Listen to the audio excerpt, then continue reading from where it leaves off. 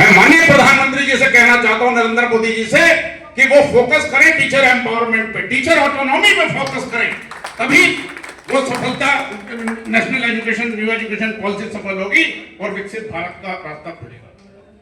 Disciplinary action should be one sided, not on the based on the law of justice. Disciplinary action one sided हो रहे हैं। मेरी भी 37 साल की सर्विस है, मेरे अंदर कोई ऐसी पीड़ा थी, गंभीर पीड़ा जो मैंने देखी। मैं 22 चॉइस आया था, यूनिवर्सिटी टॉपर था मैं, एक टीचर, और मैंने डॉक्टर मधुसूदन गर्ग से, ये वो मेरे गुरु थे, उन्होंने टीचर बनाया। लेकिन मैंने देखा कि एजुकेशनल डोमेन में सब गड़बड़ है, पूरा सिस्टम गड़बड़ है। और मैं कहना चाहता हूं प्रधानमंत्री जी कि एजुकेशनल डोमेन का किसान है शिक्षक,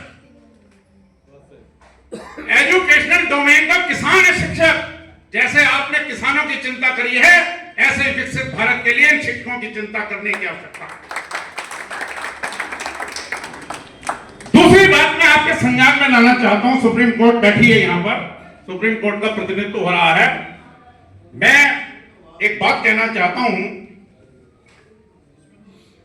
कि हमारे यहां अभी यूपी में एमएलसी शिक्षक का चुनाव होता है।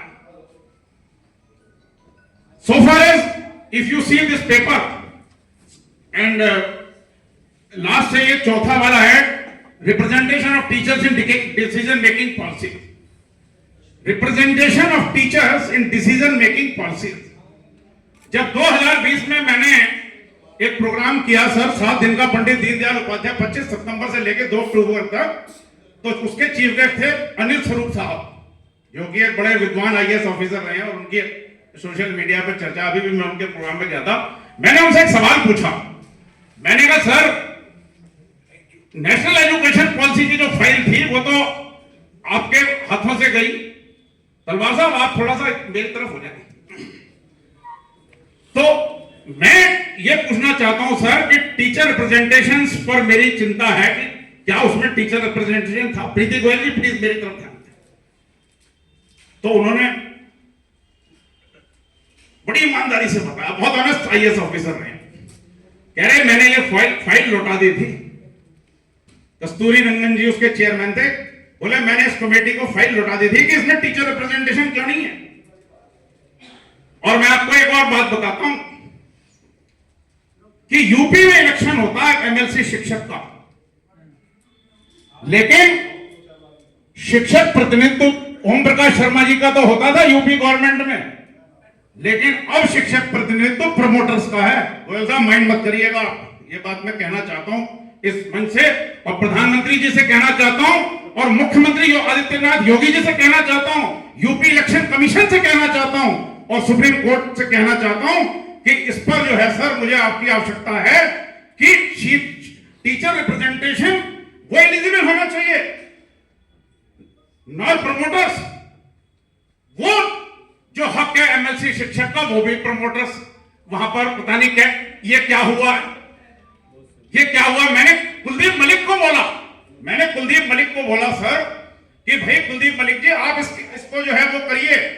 उनका कहना है साहब मैं नहीं कर सकता, जगदीश जी ये आप पहल करिए। मैंने कहा क्यों?